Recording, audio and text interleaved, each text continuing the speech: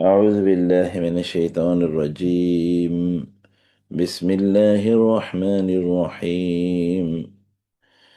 يهدي به الله من اتبع رضوانه سبل السلام ويخرجهم من الظلمات إلى النور بإذنه ويهديهم إلى صراط مستقيم. لقد كفر الذين قالوا إن الله هو المسيح ابن مريم. قل فمن يملك من الله شيئا إن أراد أن يهلك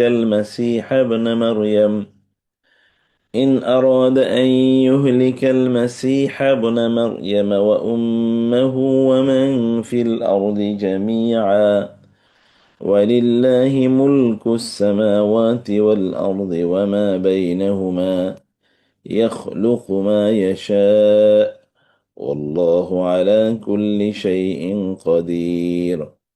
وقالت اليهود والنصارى نحن أبناء الله وأحباؤه.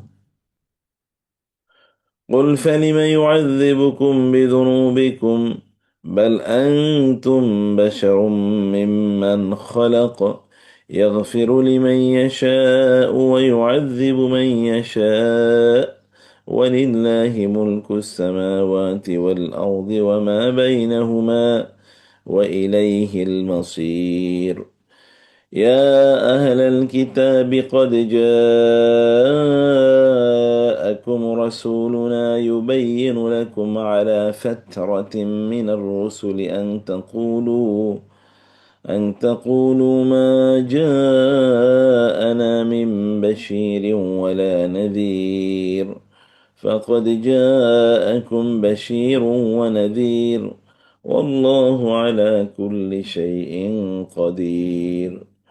وإذ قال موسى لقومه يا قوم اذكروا نعمة الله عليكم إذ جعل فيكم أنبياء وجعلكم ملوكا وآتاكم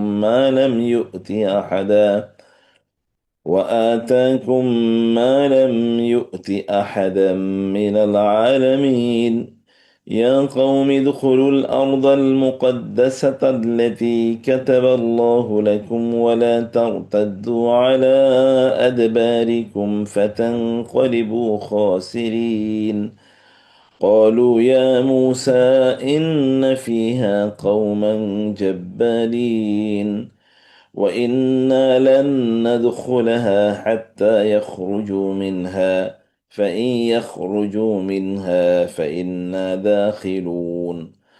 قال رجلان من الذين يخافون أنعم الله عليهم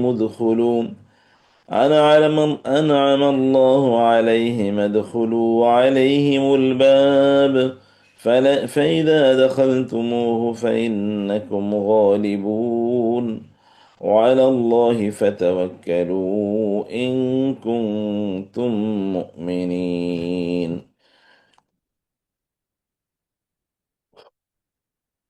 قالوا يا موسى إنا لن ندخلها أبدا ما داموا فيها فاذهب أنت وربك فقاتلا إنا هاهنا قاعدون. قال رب إني لا أملك إلا نفسي وأخي فافرق بيننا وبين القوم الفاسقين. قال فإنها محرم عليهم 40 سنة يتيهون في الأرض. قال فإنها محرمة عليهم 40 سنة يتيهون في الأرض فلا تأس على القوم الفاسقين. আল্লাহ সুবহানাহু ওয়া তাআলা মেহেরবানি যে তিনি আমাদেরকে সৃষ্টি করেছেন মুসলিম হিসাবে।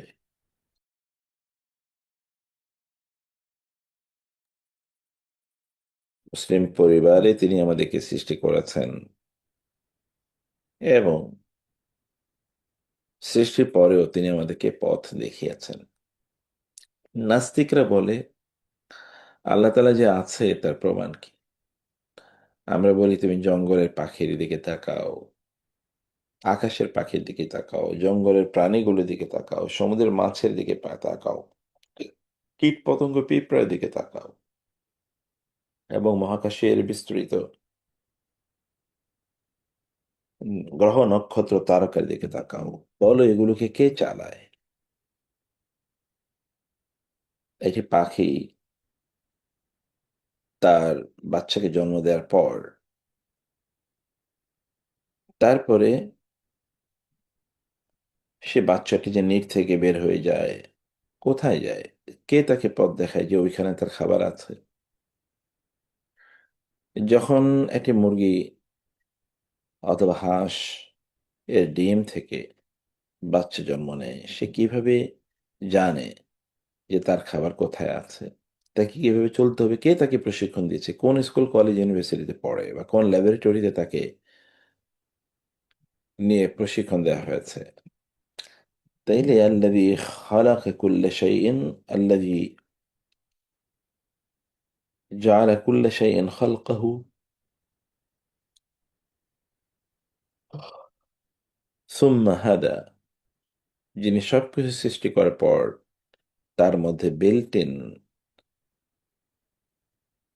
এই উইজডম তৈরি করে দিয়েছেন যে সে কি করবে। কেবল মানব জাতি এবং জিন ছাড়া মানুষদেরকে স্কুল, কলেজ, ইউনিভার্সিটিতে পড়ানো লাগে। তাদেরকে বই পড়াতে হয়, তাদেরকে প্রশিক্ষণ দিতে হয়, তাদেরকে তারবিয়া দেয়া লাগে। এবং এ কারণে যদি তার প্রশিক্ষণের অভাব হয় তখন সে আর মানুষ থাকে না, তখন সে অমানুষ হয়ে যায়। প্রশিক্ষণওয়ালা লোকগুলোই তো মানুষ থাকে না, এরা অমানুষ হয়ে যায়। অধিকাংশ মানুষই সুযোগের অপেক্ষায় ভালো মানুষ। সুযোগ পেলেই তাদের প্রকৃত চেহারা এবং চরিত্র স্পষ্ট হয়ে ওঠে। কেবল সুযোগের অভাবে সে ভালো মানুষ, অথবা সে নীতিবান, বা সে অধিকাংশ মানুষের প্রকৃতির মধ্যেই অত্যাচার, জুলুম, এটা লুকায়িত আছে। সে কেবল সুযোগের অভাবে জালিম হয় না, সে কখনো দীর্ঘ সময় জুড়ে মাজলুম থাকে, আর যখনই সে সুযোগ পায় তখন সে জুলুম করা শুরু করে, সে জালিম হয়ে যায়। সে কারণে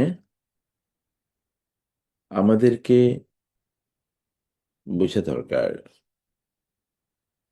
আল্লাহ সুবহানাহু ওয়া তাআলার এই অনুগ্রহটাকে আমরা যদি ফিল না করি, তাহলে কোনোভাবেই আমাদের মধ্যে নৈতিক চেতনা ইত্যাদি তৈরি হবে না। দ্বিতীয়ত বিষয় হচ্ছে যে আপনাদেরকেও, আমার নিজের জন্য আমি নসিহা করি, একই নসিহা আপনাদের জন্যও করছি। তা হলো যে রবের এত বিশাল অনুগ্রহ আমাদের প্রতি, সেই রবের জন্যে, এবং যে দিন আমাদেরকে ভালো মানুষ হিসেবে রাখছে, আমরা যতটুকু ভালো ততটুকু কেবল আল্লাহর ভয়ে, আর কোনো কারণ নাই। আমরা যতটুকু ভালো ততটুকু কেবল আল্লাহর ভয়ে, আর কোনো কারণ নাই। অতটুকু কেবল জাহান্নামের ভয়ে, আর কোনো কারণ নাই। তো যে রব আমাদেরকে, অথবা যে দিন আমাদেরকে রক্ষা করছে, সেই রবের প্রতি, রবের জন্য আমাদের সময় বরাদ্দ থাকবে।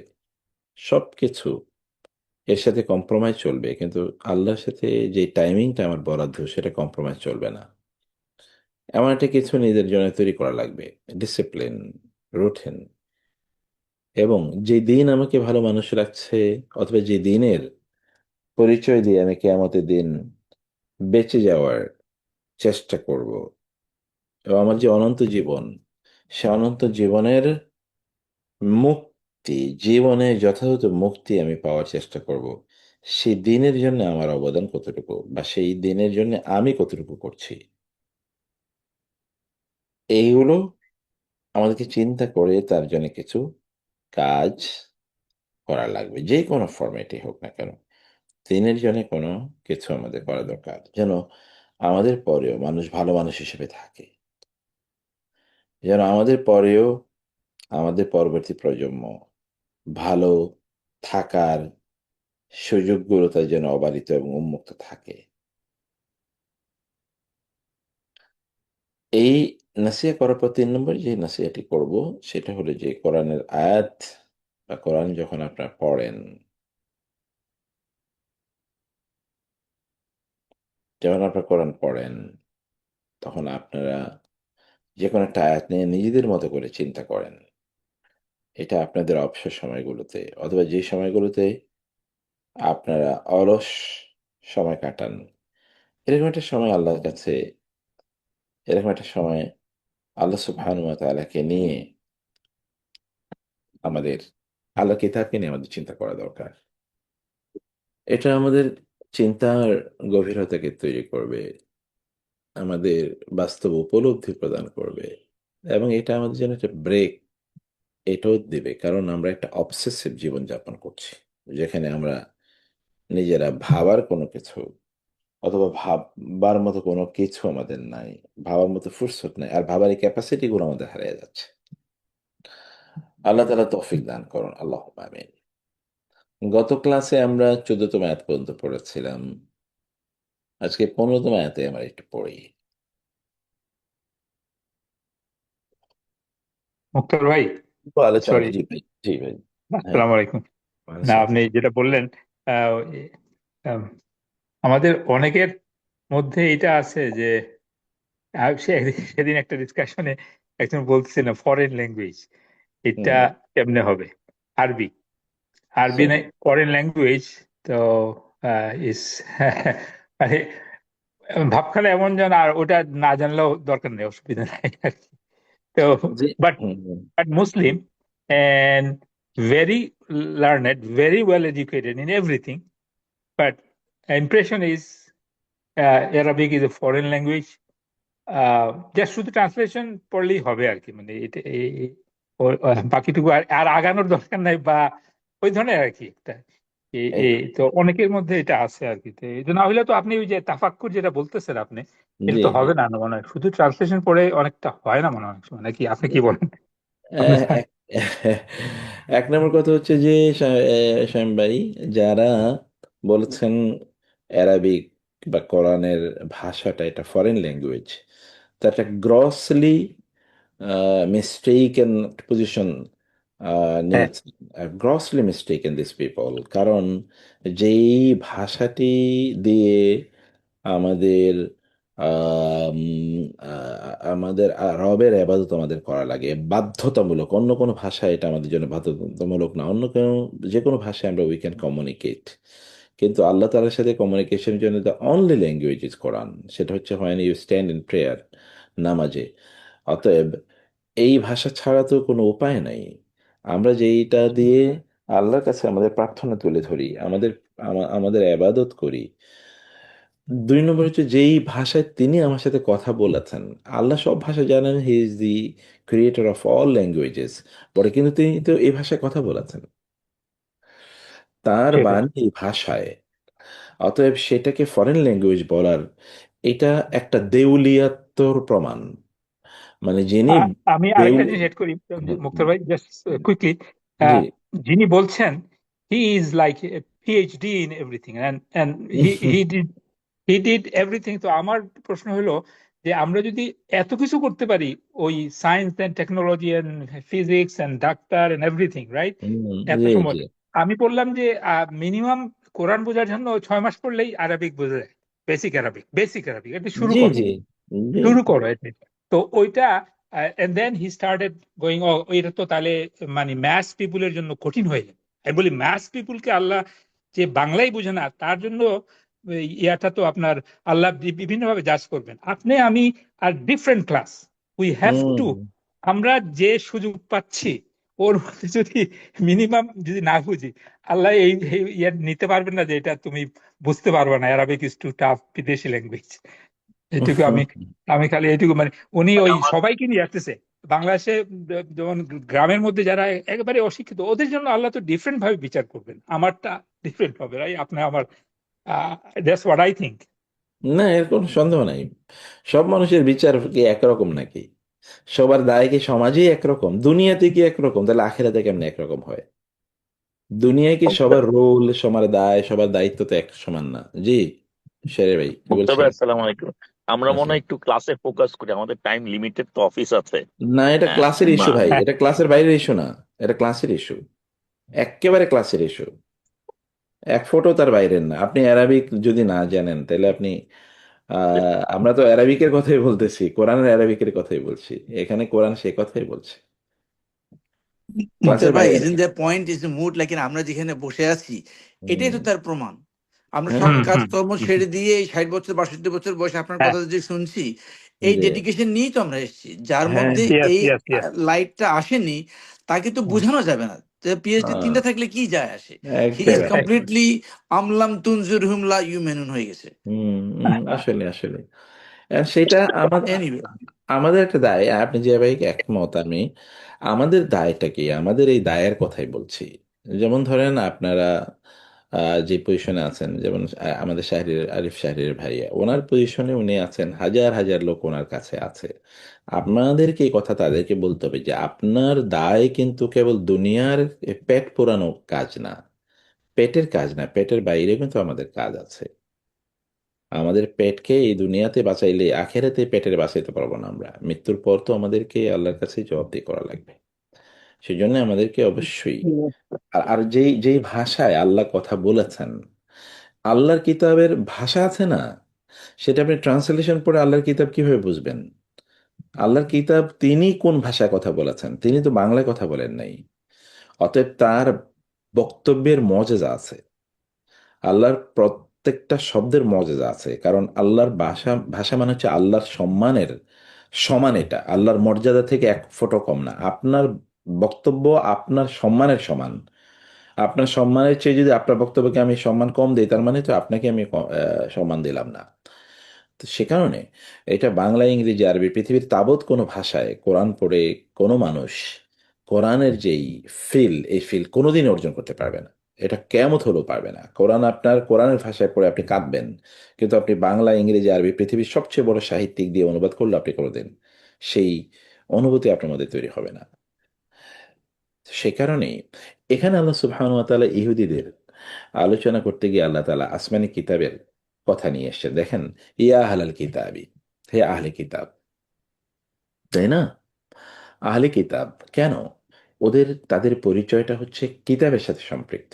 যেমন আমরা আহলাল কোরআন, হাদিস শেষে রাসূল ইসলাম বলেছেন একদল এরা হলো আহলুল কোরআন। আহলুল কোরআন মানে আবার একদল লোক নতুন করে বাইরে হয়েছে, এরা কোরআন ছাড়া আর কোনো কিছু ইয়ে করে না, তারা হাদিসকে অস্বীকার করে, এরা এরা এরা আবার পথভ্রষ্ট, তাদের কথা বলছি না। বলছি যে আহলে কোরআন মানে হচ্ছে সত্যি করে যারা কোরআন নিয়ে গবেষণা করে, ভাবে, চিন্তা করে, কোরআন অনুসারে চলে, যেমনিভাবে এদেরকে বলা হতো আহলুল কিতাব। আমাদের মর্যাদা আরো বেশি। আহলে কিতাবদেরকে আল্লাহ কি বলছেন? ইয়া আহলাল কিতাব, হে আহলে কিতাব, কদ জাআকুম রাসূলুনা, তোমাদের কাছে এসছে আমার রাসূল, আমাদের রাসূল। তার কাজ কি? ইউবাইয়িনু লাকুম, তিনি বর্ণনা করছেন তোমাদের উদ্দেশ্যে, কাসীরান, এমন অনেক কিছু, মিম্মা কুনতুম তুখফুনা মিনাল কিতাব, এমন অনেক কিছু যা কুনতুম তুখফুনা, তোমরা গোপন করে রাখছিলে, মিনাল কিতাব। আহলে কিতাবদের কাজ কি ছিল? ইহুদি এবং খ্রিস্টানরা, বিশেষ করে ইহুদিরা, ওরা তাওরাতে যা ছিল এর অধিকাংশ অংশই তারা গোপন করে রাখতো। এটা ছিল তাদের একটা বাণিজ্য, গোমর রাখা। এটা যেমন আমাদের দেশে কোন এক সময় এরকম ছিল, এখনো বিভিন্ন জায়গায় মেম্বারে শোনা যায় যে আপনারা কোরআন অনুবাদ, তাফসির এগুলো পড়বেন না, কারণ পড়লে আপনার পথভ্রষ্ট হয়ে যাবেন। আসলে মানুষ পথভ্রষ্ট হবে না, ওই যিনি বলছেন ওনার এখানে প্রবলেম আছে। ওনার প্রবলেমটা কোথায়? মানুষ বেশি জেনে গেলে তো আর তার কাছে গিয়ে লোকের আর পয়সা দিয়ে তার কাছ থেকে জানতে চাইবে না। এটা একটা বিষয় আছে। হ্যাঁ, আরেকটা সতর্কর ব্যাপারও আছে।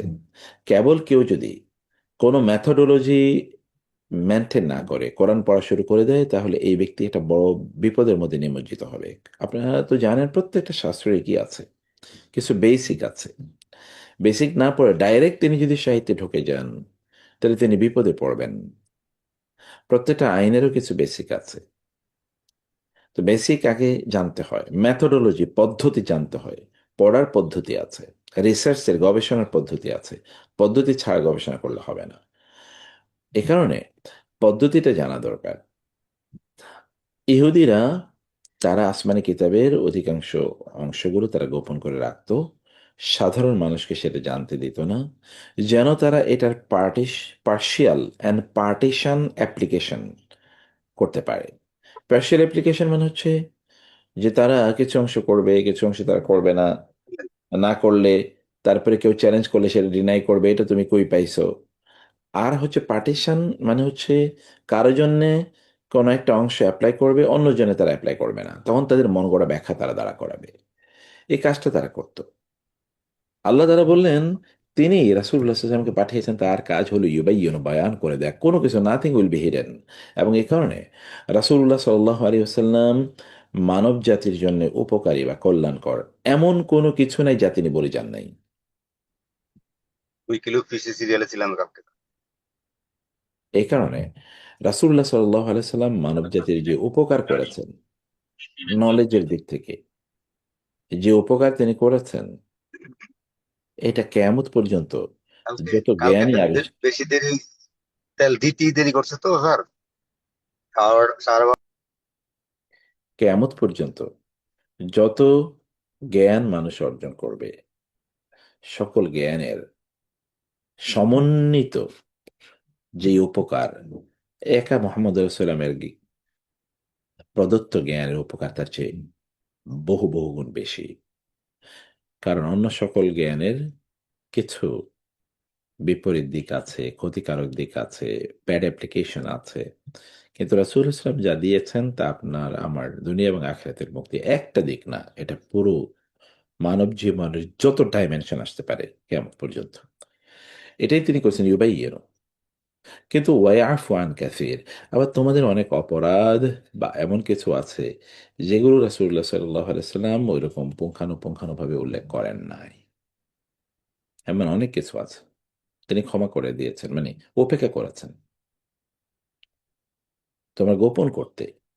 কোন কোন জায়গায় গোপন করতে সেটা তিনি বলে দিয়েছেন, বাকিটা তিনি বলেছেন কিন্তু তিনি বলেন নাই যে এই জায়গাগুলো তোমরা গোপন করতে। ফলে আমরা যদি, জ্ঞান তো আমাদেরকে আলো প্রদান করে, ওয়েস্টার্নরা বলে নলেজ ইজ পাওয়ার, ইসলাম বলে নলেজ ইজ লাইট। এই জায়গাটাতে পার্থক্য, ফিলসফির মধ্যে একটা বড় পার্থক্য আছে। নলেজ হলো পাওয়ার, অতএব তারা জ্ঞানকে পাওয়ারের জন্য ব্যবহার করে, আর পাওয়ার হচ্ছে তাদের ইকোনমি, পাওয়ার হচ্ছে তাদের ফিলসফি দর্শন। এবং এ কারণে পৃথিবীর সকল জ্ঞানজাম ওদের মাধ্যমেই কোনো না কোনোভাবে তৈরি হচ্ছে, যাদের ফিলসফি হচ্ছে নলেজ ইজ পাওয়ার। কিন্তু ইসলাম বলে নলেজ ইজ লাইট। এই কারণে ইসলামের নলেজের কোনো ইন্টেলেকচুয়াল রাইট রাখে না, বা যেটা কপিরাইট বলে এটা রাখে না। বলছে নলেজ এটা সকল মানুষের প্রপার্টি, এটা মানুষের কাছে ছড়িয়ে দিতে হবে। কদ জাআকুম মিনাল্লাহি নূরুন, তোমাদের কাছে এসেছে আল্লাহর পক্ষ থেকে নূর, এই যে আলো, লাইট। জ্ঞান মানুষকে আলোকিত করার জন্য এসছে। ওয়া কিতাবুম মুবিন, এবং কোরআনকে আল্লাহ বলছেন স্পষ্ট কিতাব বা স্পষ্টকারী কিতাব। অতএব যদি আমি কোরআন না বুঝতে পারি, this is my failure, this is not for the Quran is hard to understand, difficult to comprehend, এরকম না। কোরআন সহজ, কোরআনের ল্যাঙ্গুয়েজ, ভাষা সহজ, কিন্তু মূল প্রবলেম হচ্ছে আমাদের কনসেন্ট্রেশন দেই না, ফোকাস দেই না, অথবা আমরা এটা একাডেমিক উপায়ে এটাকে আমরা স্টাডি করি না। মূল প্রবলেম সেখানে, ম্যাথোডোলজিক্যাল প্রবলেম। কোরআন কেবলমাত্র কি, কেবল কেবল কি আলো দেয়, কেবল কি সব ব্যাখ্যা করে, বর্ণনা করে? না, আরো বড় কাজ করে। ইয়াহদি বিহিল্লাহু মান ইত্তাবা রিদওয়ানাহু সুবুলাস সালাম। দেখেন, ইয়াহদি হেদায়েত দেয়, পথ দেখায়, বিহি তার মাধ্যমে, আল্লাহ আল্লাহ, কাকে? মান ইত্তাবা রিদওয়ানাহু, যে আল্লাহর সন্তুষ্টি কামনা করে, তাকে আল্লাহ তাআলা এই কিতাবের মাধ্যমে দেখান সুবুলাস সালাম, শান্তি সফলতার পথগুলো। ফলে কোরআন আমাদেরকে পথ দেখায়। এখন আমাদেরকে বুঝতে হবে যে কোরআন পথ দেখায়, এবং কোন পথ দেখায়? অন্য জায়গায় আল্লাহ তাআলা বলেছেন, যেমন এখানে বলেছেন শান্তি সফলতা সুখের পথ। আর আমরা সুখ কোথায় খুঁজি বলেন? সুখী কোরআনের দেয়া পথে বা কোরআন যে পথ অঙ্কন করেছে সে পথে আমরা সুখ খুঁজি, নাকি এর বাইরে অন্য কোথাও আমরা সুখ খুঁজি? 2 নম্বর হচ্ছে কোরআন আমাদেরকে পথ দেখায়। আমি কি কোরআনকে বলছি তুমি আমাকে এই পথ বলো, কোন পথ আমি গ্রহণ করব? 3 নম্বর হচ্ছে কোরআন আমাকে প্রতি মুহূর্তে পরামর্শ দেয়। আচ্ছা, আমি কি কোরআনের কাছ থেকে পরামর্শ নিয়েছি কিনা বা নেই কিনা? যদি ইহুদিদের মতো কেবল শরীর দুলিয়ে মাথা দুলিয়ে কোরআন মানে তাওরাত পাঠ করাকে বা তোরা পড়াকে ওরা যেটা করে, তাওরাত পড়াকে যদি আবাদত মনে করি, তাইলে এটা ওই ইহুদিদের মতোই একটা আহ, আহ, মানে যেটা কোরআন আল্লাহ বলেছেন লাইসা বি আমানি, এটা একটা ফলস ডিজায়ারের মধ্যে চলে যাবে। কিরকম? কারণ ওরা মনে করতো কেবল তাওরাত পড়েই ওরা জান্নাতে চলে যাবে। এই কারণে ওরা এত মানুষ মারে, কিন্তু তারপরে তাওরাত পড়ে বসে বসে ডুলে ডুলে, এবং সুর দিয়েও তারা তাওরাত পড়ে। সুর দিয়ে আপনি ইউটিউবে সার্চ দিলে পেয়ে যাবেন, ওরা সুর দিয়ে তাওরাত পড়ছে, যদিও বিকৃত, কিন্তু ওরা ওইভাবে পড়ে। কিন্তু তারা এখান থেকে হেদায়েত নেয় না। আমাদের রব বলছেন বিহি, এই কিতাবের মাধ্যমে তিনি আমাদেরকে পথ দেখান। অতএব আমাদেরকে পথ খুঁজতে হবে কিতাবের মাধ্যমে। তবে এখানে রাইট ইন্টেনশন এটা যেন থাকে। রাইট ইন্টেনশন যদি না থাকে তাহলে এটা আমাদের জন্য বিশাল বিপদের কারণ হবে। মানে কেন আমি কোরআন পড়ছি বা কোরআন ক্লাসে কেন আমি জয়েন করি? In order to earn the pleasure of Allah. তাইলে আল্লাহ কি দেবেন? সুবুল, সাবিরের বহুবচন, দ্য ওয়েস, সালাম অফ পিস, হ্যাপিনেস, নিরাপত্তা। তখন আমাদের নিরাপত্তার কোনো সংকট হবে না, তখন আমাদের শান্তির কোনো সংকট হবে না, সুখের কোনো সংকট হবে না। এরপরে কি ওয়ায়ুখরিজু হুম, এবং তিনি আল্লাহ বের করে নেবেন তাদেরকে মিনাজ জুলুমাতি, অন্ধকার থেকে, ইলান নূরি, আলোর পথে, বিইজনিহি, তার নির্দেশ। দেখেন ওই একই কথা, একই আল্লাহ তাআলা আমাদেরকে মানে গোটা জীবন তো অন্ধকারাচ্ছন্ন। কেবলমাত্র এই ইলেকট্রিক লাইট আমাদেরকে বাঁচাতে পারবে না। ইলেকট্রিক লাইট কেবলমাত্র আমাদেরকে আলোকিত মানুষ করতে পারবে না। অ্যাপস্টিন ফাইলে আমরা দেখতে পেয়েছি পৃথিবীর সবচেয়ে সভ্য তার দাবিদার লোকগুলোর মুখোশ কি, তার অন্তরালে, এই মুখোশের অন্তরালে তাদের প্রকৃত চরিত্র কি, সেটা কিন্তু আমরা দেখছি। তো ফলে এটা একটা অন্ধকারাচ্ছন্ন পথ। এই অন্ধকারের অলিগলি থেকে আমাদেরকে কেবল আলোতে, ঝলমলে আলোতে নিয়ে আসতে পারে এই কোরআন। এ কোরআন কেবল আলোতে নিয়ে আসতে পারে অন্ধকার জীবন থেকে।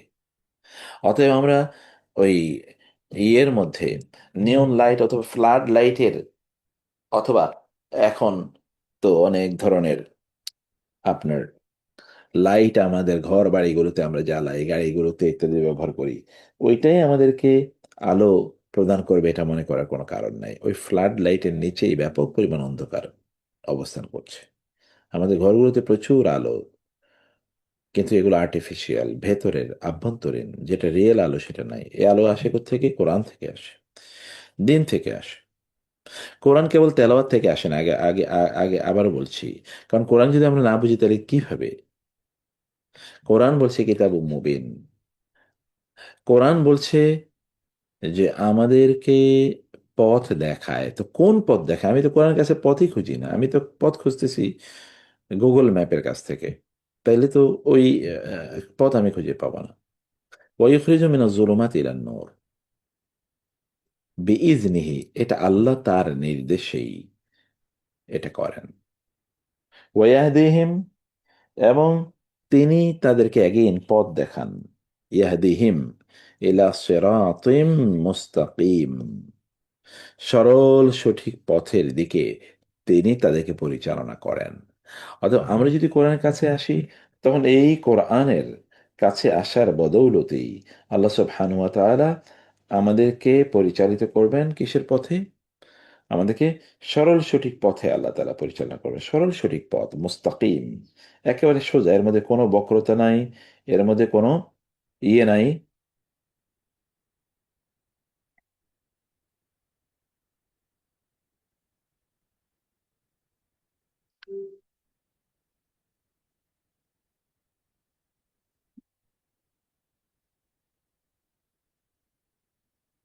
এর মধ্যে কোনো মানে অসংলগ্নতা নাই, সেদিকে আমাদেরকে পথ দেখে নিয়ে যাবে। এতটুকু বলার পর এরপর আল্লাহ সুবহানাহু ওয়া তাআলা এতক্ষণ পর্যন্ত কিন্তু ইহুদিদের আলোচনা করেছেন, এবার তিনি খ্রিস্টানদের আলোচনা করছেন। খ্রিস্টানদের পর আবার Allah will come back to the Jews. খ্রিস্টানদের অবস্থা কি? তারাও কিন্তু আহলে কিতাব, তারা কিন্তু আসমানি কিতাব প্রাপ্ত, কিন্তু তারা কি করেছে? লাকাদ, অবশ্যই, কাফারা, কুফরি করেছে আল্লাযিনা, তারা যারা কলু বলেছে। কি বলেছে তারা? ইন্নাল্লাহা হুয়াল মাসীহ ইবনে মারিয়াম, আল্লাহ হচ্ছেন মাসীহ ইবনে মারিয়াম। অতএব এটার দুটোই আছে, একটা হচ্ছে কি, এটা হচ্ছে ইনকারনেশন, অর্থাৎ আল্লাহ তাআলা তিনি ঈসা আলাইহিস সালামের রূপে পৃথিবীতে এসেছেন। আরেকটা হচ্ছে তারা বলছেন এম্বডিমেন্ট অফ গড বা ডেইফিকেশন, অর্থাৎ ঈসা আলাইহিস সালাম তিনি নিজেই গড। গড ঈসা আলাইহিস সালামের রূপ নিয়েছেন, অথবা ঈসা আলাইহিস সালাম নিজেই গড। তো এইভাবে তারা ইন্নাল্লাহ হুয়াল মাসীহ ইবনে মারিয়াম, আল্লাহ হচ্ছেন মাসীহ ইবনে মারিয়াম, অর্থাৎ আল্লাহ তাআলা মাসীহ ইবনে মারিয়ামের রূপ নিয়ে পৃথিবীতে এসেছেন। কুল, আপনি বলুন, ফামান ইয়ামলিকু মিনাল্লাহি শাইআন, যদি এমনই হয় তিনি নিজেই আল্লাহর প্রতিকৃতি, প্রতিরূপ, তাহলে মাই ইয়ামলিকু, এমন কে আছে যে এই ক্ষমতা রাখে, মিনাল্লাহি শাইআন, আল্লাহ থেকে সামান্য এতটুকু ক্ষমতা রাখে আল্লাহকে বাদ দিয়ে, যে ইন আরাদা, যদি আল্লাহ চান, আই ইউহলিকা, ধ্বংস করে দিতে, আল মাসিহ ইবনে মারিয়াম, মাসিহ ইবনে মারিয়ামকে, ও উম্মাহু, এবং তার মা, ওয়া এবং উম্মা এবং হু তার মাকে, ওয়া এবং মান ফিল আরদে, মান যা কিছু আছে, যত কিছু আছে, যারাই আছে, ফিল আরদে জমিয়ে, জামিয়ান সবাইকে, যদি আল্লাহ তাআলা হালাক করে দিতে চান, তাহলে আল্লাহ থেকে সামান্য কিছু রক্ষা করার ক্ষমতা কে রাখে? কে অধিকার রাখে? আল্লাহ যদি চান তিনি সবকিছু ধ্বংস করে দেবেন। তাইলে সেখানে ঈসা, এক নম্বর হচ্ছে তিনি যদি ঈসা ইবনে মারিয়ামকে হত্যা করতে চান, মানে ধ্বংস করতে চান, তিনি যদি তার মাকে ধ্বংস করতে চান, এবং জমিনে যারা আছে সবাইকে তিনি ধ্বংস করে ফেলতে চান, তাহলে সামান্য কিছু বাঁচানোর মতো কেউ আছে? রক্ষা করতে পারবে কেউ সামান্য কিছু? তাহলে তিনি, যিনি গড, আল্লাহ, তিনি নিজেই যদি ঈসা আলাইহিস সালাতু ওয়াস সালাম হন, তিনি নিজেই যদি হন, তাইলে আল্লাহ যদি ঈসা আলাইহিস সালামকে মৃত্যু দিতে চান, হত্যা করতে মানে ধ্বংস করতে চান, তাহলে তিনি তার নিজকে ধ্বংস করছেন। তাহলে এখানে কে তাহলে সবকিছু পরিচালনা করবে? এই যে কনফিউশন, এই কনফিউশনের কোনো উত্তর তাদের কাছে নাই। এরপরেও এই জমিনে যা আছে সবকিছু আল্লাহ ধ্বংস করে দিয়ে চাইলে কে আছে বাঁচাবে, রক্ষা করবে, এমন কে আছে? ওয়ালিল্লাহি, আর আল্লাহর জন্যই, মুলকু সামাওয়াতে, মুলকু রাজত্ব, আসসামাওয়াতে, আসমান এবং জমিনের রাজত্ব আল্লাহরই, ওয়া এবং মা যা কিছু রয়েছে, বাইনা হুমা, আসমান এবং জমিনের মধ্যখানে যা কিছু আছে, অর্থাৎ এখানে যা কিছু বসবাস করে, এগুলোর কেবল তিনি মালিক এরকম না, এখানে যা কিছু তারও মালিক। আমরা যখন রাজার কথা বলি, রাজা, একটা দেশের রাজা মানে কি? ওভারঅল তিনি দেশের মালিক, কিন্তু এখানে তো হাজার কোটি লক্ষ প্রজা আছে, প্রজারা কিন্তু ইন্ডিভিজুয়াল অনেক জিনিসের মালিক। যেমন এতটুকু ল্যান্ডের মালিক প্রজা, কিন্তু রাজা গিয়ে বলতে পারে না যে আমি এটার, পার্টিকুলারলি এটারও আমি মালিক। না, তিনি ওভারঅল হয়তোবা একটা দেশের, মানে তার মালিক, মানে কি তিনি ইচ্ছা করলে যে সিদ্ধান্ত ইচ্ছা তা তিনি নিতে পারেন। এর বাইরে তিনি, কারণ এখানে অনেক ইন্ডিভিজুয়াল মালিকানা আছে, ইন্ডিভিজুয়াল হিউজ মালিকানা আছে, কিন্তু আল্লাহ সুবহানাহু ওয়া তাআলা তিনি এই ইন্ডিভিজুয়াল সবকিছুর মালিকও তিনি।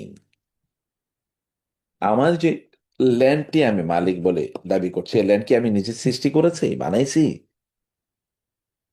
এই ল্যান্ড তৈরির পেছনে আমার অবদান কতটুকু আছে? বাপদাদের কাছ থেকে পেয়েছি, তারা কোথায় থেকে পেয়েছে? তারা তাদের বাপদাদা থেকে, তাদের বাপদাদার কোথায় পেয়েছে? কে এই ল্যান্ড বানাইছে? আমাদের বাপদাদার কোথাও বানিয়েছে? এক ফোঁটা মাটি তৈরি করেছে তারা? আবার ছেড়েও যেতে হবে। আবার ছেড়ে আমাদেরকে যেতে হবে। তো ফলে আমরা তো সত্যিকার অর্থে তার মালিকানাই আমরা ভোগ করছি। এটা ক্ষণিকের জন্য আমরা একটা ট্রাস্টি, এখানে আমরা কেবল আমানতদার। অতএব সবকিছুর মালিক, অ্যাবসলিউট তিনি মালিক। যখন আল্লাহ তাআলা তার মুলকুন বলেন, মুলকুন মানে হচ্ছে রাজত্ব, এ রাজত্ব কিন্তু দুনিয়ার অর্থে না। অতএব দুনিয়াতে কেউ কিন্তু সফেরিন না, মানে অ্যাবসলিউট ওনার না, আমরা কেবল ট্রাস্টি। আমার আগে, আমি এখন যে ফ্ল্যাটের মালিক বা যে ল্যান্ডের মালিক, এটা আমার আগে আমার ফাদার ছিল এটার মালিক, তার আগে তার ফাদার ছিল, তার আগে তার ফাদার ছিল, তার আগে তার ফাদার ছিল, তার আগে এটা এমনিতে একটা পতিত জমিন ছিল, আল্লাহ সৃষ্টি করে রেখেছেন বিলিয়ন ট্রিলিয়ন বছর আগে। আমি সেটা কোন একটা সময় গিয়ে আমি এটা, ওইখানে গিয়ে আমি ওটাকে দখল করে ব্যবহার করছি। যেমন জঙ্গল অস্ট্রেলিয়া অথবা কানাডার অথবা আমেরিকার, এগুলো মানুষ গিয়ে কেটে ফেটে বলছে ঠিক আছে এতটুকুর মালিক আমি।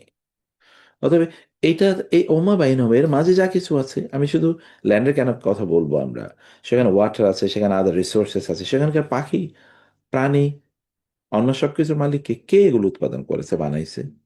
না, ইয়াখলুকু মা ইয়াশা, তিনি বলছেন এই কারণে ইয়াখলুকু তিনি সৃষ্টি করেন মা ইয়াশা, ও যা তিনি চান। অতএব তার সৃষ্টির ক্ষেত্রে তার সৃষ্টির ক্ষেত্রে কারো কোনো অবদান নাই, তিনি, এবং যেভাবে তিনি মনে চান সেভাবে তিনি সৃষ্টি করেন। এখানে তারা কারো পরামর্শ তিনি গ্রহণ করেন না, যে ঠিক আছে তুমি আমার পরামর্শ দাও তো কেমন বানাবো, কেমনে কি করব। তিনি সিদ্ধান্ত নেন এককভাবে,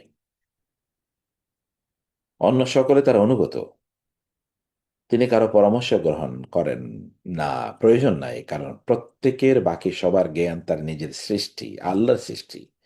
অন্যের জ্ঞানও আল্লাহ তার সৃষ্টি, অতএব তার সৃষ্টির কাছ থেকে তিনি কি পরামর্শ নেবেন? আল্লাহু আলা কুল্লি শাইইন কাদির, এবং আল্লাহ সবকিছুর উপর মহাশক্তিধর। আল্লাহ আলা কুল্লি শাইইন কাদির। এখানে ইহুদি এবং খ্রিস্টানদের তাদের যে ফেলাসি আছে, সে ফেলাসিগুলো আল্লাহ তাআলা এখানে উল্লেখ করেছেন। এবার আবার দেখুন, ইহুদি এবং খ্রিস্টানদের সমন্বিত কিছু মিথ্যা দাবির অথবা মিথ্যা দর্শনের কথা আল্লাহ তাআলা এখানে তুলে ধরেছেন। ওয়াকালাতিল ইয়াহুদু ওয়ান নাসারা, ইয়াহুদি এবং নাসারা বলে, কি বলে? নাহনু আবনাউল্লাহি, আমরা আল্লাহর সন্তান। ইবনুন বহুবচন আবনা, ওয়া আহিব্বাউহু, এবং আল্লাহর হাবিব আমরা। আহিব্বা এটা হাবিবের বহুবচন, আল্লাহ খুবই প্রিয়, আমরা ঘনিষ্ঠ, আমরা আল্লাহর খুবই প্রিয়, আমরা আল্লাহর ঘনিষ্ঠ। দেখেন ক্লেইমের মধ্যে কত বড় একটা মিথ্যাচার আছে। মিথ্যাচার কি হবে? যেমন ধরুন আব্দুর রহমান এবং আব্দুল্লাহ,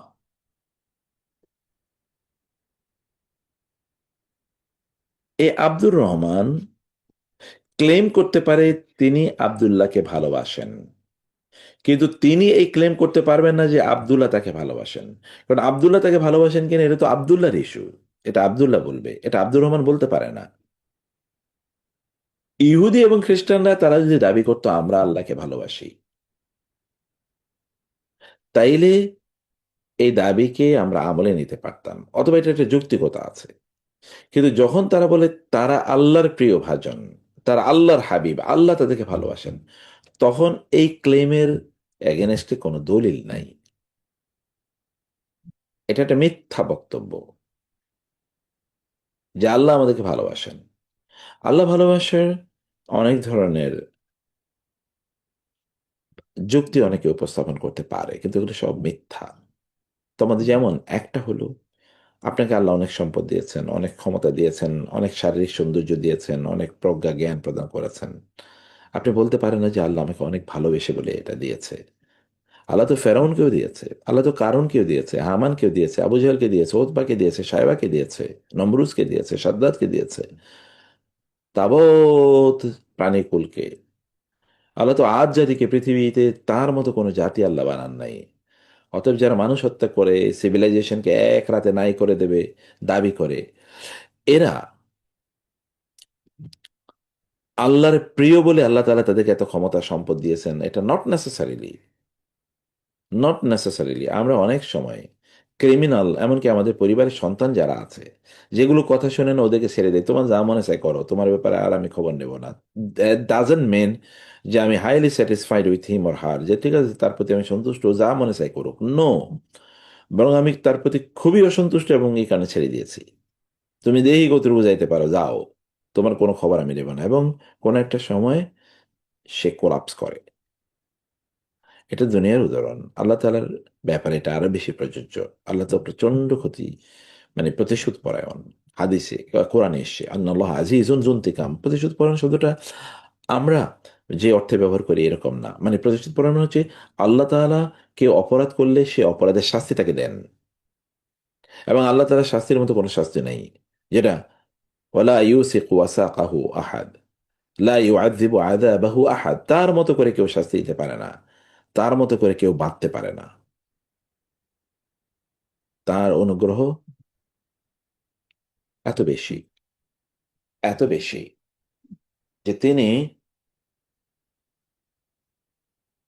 তার অনুগ্রহকে 100 ভাগ করে 99 ভাগ তিনি আখিরাতের জন্য রেখে দিয়েছেন, আর 1 ভাগ তিনি সব সৃষ্টির মাঝে বন্টন করে দিয়েছেন। তোর মধ্যে মোহাম্মদ রাসূলুল্লাহ সাল্লাল্লাহু আলাইহি ওয়াসাল্লাম কতটুকু পাইছেন চিন্তা করেন, আর বাকিরা কতটুকু পাইছে। অতএব এই দাবি একটা মিথ্যা দাবি, আহিব্বা উহু, কিন্তু এই দাবিটা আরো মিথ্যা। কারণ বায়োলজিক্যালি আল্লাহ সুবহানাহু ওয়া তাআলা, আমরা সিংহের ঘর থেকে ছাগলের বাচ্চা জন্ম হতে দেখি না। সিংহের ঘর থেকে সিংহের বাচ্চা জন্ম নেয়, হতে পারে আগের সিংহ খুবই সাহসী বা খুবই দুর্ধর্ষ, পরেরটা হয়তো বা একটু নিরীহ, হতে পারে। কিন্তু সিংহের বাচ্চা, বাঘের বাচ্চা বাঘই হয়, গরুর থেকে গরুর বাচ্চা জন্ম নেয়। তো আল্লাহ তাআলার বায়োলজিক্যালি তো সেটা সম্ভব না।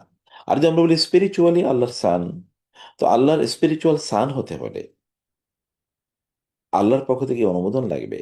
তিনি স্বীকার করবেন, তিনি বলবেন যে তোমাকে আমি স্পিরিচুয়ালি আমার সান হিসেবে গ্রহণ করলাম। সে বক্তব্য কোথায়? বাইবেলের বিকৃত কিছু বক্তব্য, যেগুলো মানুষ নিজেরা বানাইছে বহু বছর পর ঈসা আলাইহিস সালাম, মুসা আলাইহিস সালামের ইন্তেকালের। এই বক্তব্য একেবারেই মিথ্যা, এবং এর উপর ভিত্তি করে যে গোটা জায়নিজমের ফিলোসফি দাঁড়ায় আছে হচ্ছে এর উপরে। এবং খ্রিস্টানরা যখন বলে যে হোয়াইট ম্যানস বার্ডেন অফ সিভিলাইজিং, যে আমরা ডেমোক্রেসি কোথাও নিচ্ছি, ওইখানে ডেমোক্রেসি আমরা সেল করতে চাই, কারণ মানুষের জাতে ওঠানো দরকার, মানুষের বাঁচানোর। যেমন রেড ইন্ডিয়ানদেরকে ওরা ধ্বংস করে দিয়েছে, অন্যান্য জায়গায় তারা লোকাল নেটিভদেরকে শেষ করে দিয়েছে। এরা মনে করে যে তারা ব্লু ব্লাড, তারা বলে যে তারা এলিট শ্রেণী, তারা এলিট শ্রেণী। এই ফিলোসফিতে এই জায়নিস্টরা আশপাশের সবগুলো দেশকে, গোটা মিডল ইস্টকে ধ্বংস করে দিচ্ছে। এবং তারা বলে যে 3000 years ago আমরা এই ল্যান্ডের প্রতিশ্রুতি আমরা পেয়েছি। ওই কথাটা একটু পরে আছে, তারা যে প্রতিশ্রুতির কথা বলছে একটু পরে সেই আলোচনাটা আছে, এই আয়াতের মধ্যে সেটা আছে।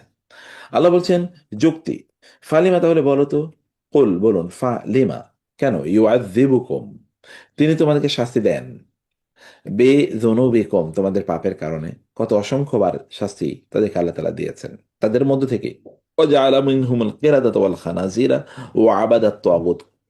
কোরআন আল্লাহ তাআলা বলেছেন ওরা তাওরাত বিরোধী হওয়ার পর আল্লাহ তাআলা, অথবা আল্লাহ তাআলা তাদেরকে যে নির্দেশ দিয়েছেন সেটা অমান্য করার কারণে ওদেরকে আল্লাহ তাআলা শূকর, বানর এবং মূর্তি পূজকে রূপান্তরিত করেছেন। শূকর, এদের মধ্যে একদল হয়ে গেছে শুয়োর, আরেক দল হয়ে গেছে বানর, আরেক দল হয়ে গেছে মূর্তি পূজক। আল্লাহ তাআলা তোমাদেরকে কেন এই শাস্তি দেন, এবং আখেরাতেও তোমাদেরকে তিনি শাস্তি দেবেন, এবং এভরিডে তোমাদেরকে শাস্তি দিচ্ছেন তিনি বিভিন্নভাবে। শাস্তি আমরা দেখতে পাই না। কেউ যদি কাউকে হত্যা করে তাহলে বুঝতে হবে যে এই ব্যক্তিকে আল্লাহ তাআলা শাস্তি দেওয়া শুরু করেছেন, কারণ তাকে আল্লাহ তাআলা হত্যাকারী বানিয়েছেন। বাল আনতুম বাশারুম মিম্মান খালাক, বরং তোমরা হচ্ছ তা যাদেরকে তিনি সৃষ্টি করেছেন তাদের মতোই মানুষ। বাশারুন মানে হচ্ছে যাদের শরীরে রক্ত মাংস আছে, যাদের চামড়া আছে গায়ের উপরে, তাদেরকে বলা হচ্ছে বাশার। ইয়াগফিরু লিমান ইয়াশা, তিনি এমন যে তিনি ক্ষমা করেন যাকে চান, ওয়া ইউআযযিবু মান ইয়াশা, যাকে ইচ্ছে তিনি শাস্তি প্রদান করেন। ওয়ালিল্লাহি অ্যাগেন মুলকুস সামাওয়াতি ওয়াল আরদি ওয়া মা বাইনাহুমা, আসমান এবং জমিনে যা কিছু আছে, আসমান এবং জমিন সহ সবকিছুর রাজত্ব আল্লাহর। ওয়া ইলাইহিল মাসির, ইলা এবং হি, তার কাছে আল মাসির, তোমরা গিয়ে আলটিমেট রূপান্তর ঘটবে। সোয়ারা মানে হচ্ছে রূপান্তরিত হওয়া, অতএব সোয়ারা মানে হচ্ছে কানা, অতএব সেখানে তোমরা গিয়ে আলটিমেটলি উপস্থিত হবা, অথবা সেখানে গিয়ে তোমাদের আলটিমেট রূপান্তর হবে। এখন তুমি মনে করছো যে তুমি ব্লু ব্লাড, তুমি মানে দি দি বিলাভেড টু আল্লাহ, এগুলো তুমি দাবি করছো না। আলটিমেটলি আল্লাহর কাছে গিয়ে প্রমাণিত হবে যে সেখানে ট্রান্সফরমেশন হবে, যে কে আসলে কোন অবস্থায়, আল্লাহ হিসেবে নির্ধারণ করবেন।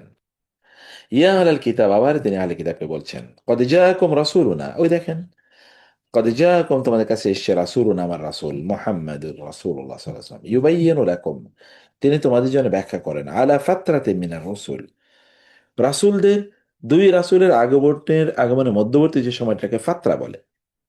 ফাতরা, ফাতরা মানে হচ্ছে বিরতি, অব্যাহতি, অর্থাৎ দুই ফেরেশতা, যেমন ঈসা আলাইহিস সালাম এবং মুহাম্মদুর রাসূলুল্লাহ সাল্লাল্লাহু আলাইহি ওয়াসাল্লাম, এই যে মধ্যখানে যে 500 বছর না, এটাকে বলে ফাতরা।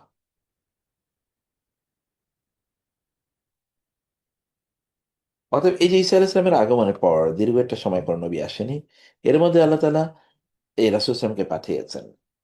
তার কাজ হচ্ছে ইউবাইয়িনু লাকুম আলা ফাতরাতিন মিনার রাসূল, এই নবীদের আগমনের মধ্যখানে যে সময়টি চলে গিয়েছে, এই সময়টিতে তোমরা যে ভুল করেছ, সেখান থেকে তিনি উত্তরণের জন্য তোমাদেরকে বলেন, আন তাকুলু, যেন তোমরা বলো, মা জাআনা মিন বাশীরিন ওয়ালা নাযীর, তিনি এসে তোমাদেরকে তাওহীদের কথা বলেন, যেন তোমরা আন তাকুলু, মূলত আন লা তাকুলু, যেন তোমরা না বলতে, এখানে একটা লা উজ্জ থাকে, যেন তোমরা না বলতে পারো যে মা জাআনা মিন বাশীর ওয়ালা নাযীর, আমাদের কাছে তো আসে নাই কোনো সতর্ককারী, সুসংবাদদাতা, ওয়ালা নাজির, এবং কোনো সতর্ককারী কেউ আমাদের কাছে আসে নাই। আল্লাহ বলছেন, ফাকাদ জাআকুম বাশীর ওয়া নাযীর, ফাকাদ, অবশ্যই অবশ্যই, জাআকুম, তোমার কাছে এসেছে বাশীর ওয়া নাযীর, যিনি সুসংবাদ দেন। নবীদের মূল কাজ হচ্ছে মানুষকে ডিমোটিভেট করা। দিস ইজ নট ইসলামিক, মানুষকে মোটিভেট করা ইজ ইসলামিক। মানুষকে কেবলমাত্র মোটিভেশন দেয়া, মোটিভেশনাল স্পিকারদের মতো, দিস ইজ নট ইসলামিক। মানুষকে motivation as well as warning দুটি দিতে হবে, দুটো সমন্বয়, দুটো সমন্বয়। এ কারণে কেবল মোটিভেশন দিয়ে বাঁচা যায় না, মূলত বাঁচতে হয় ডিসিপ্লিন দিয়ে। যারা পৃথিবীতে সফল হয়েছে, ওরা মোটিভেশনের কারণে সফল হয় নাই, তারা ডিসিপ্লিনের কারণে সফল হয়েছে। ওয়াল্লাহু আলা কুল্লি শাইইন কাদির, আল্লাহ সবকিছুর উপর মহা ক্ষমতা ধর, মহাশক্তিধর। ওয়াইজ ক্বালা মূসা লিকওমিহি, মূসা আলাইহিস সালাম এবার তার জাতিকে লক্ষ্য করে বলেন, ওই যে যেটা বলেছিলাম, অর্থাৎ কি বলে না, মূসা আলাইহিস সালাতু ওয়াস সালাম, তারা যেই অন্যায়গুলো করছে, সে অন্যায়গুলোর ব্যাপারে মূসা আলাইহিস সালাম তাদেরকে বলবেন যে তোমরা এটা এটা এই এই তোমরা করেছো, এই এই তোমরা করো নাই। যেমন ওই যে হলি ল্যান্ডে তাদের প্রবেশের কথা জানা আমরা বলেছিলাম, সে কথাই মাত্র শুরু হলো। এটা একটা লম্বা আলোচনা, আমরা হয়তো বা নেক্সট ক্লাসে আমরা এর থেকে পড়বো, কিন্তু আমি একটু শুধু ভূমিকাটা দেখাই দিই আপনাদেরকে। বললেন মুসা আলাইহিস সালাম লিকওমিহি, ইয়া কওমিহি, আমার জাতি, উযকুরু নি'মাতাল্লাহি আলাইকুম, তোমরা স্মরণ করো তোমাদের উপর যে আল্লাহর নেয়ামত আছে না, সে নেয়ামতের কথা তোমরা স্মরণ করো।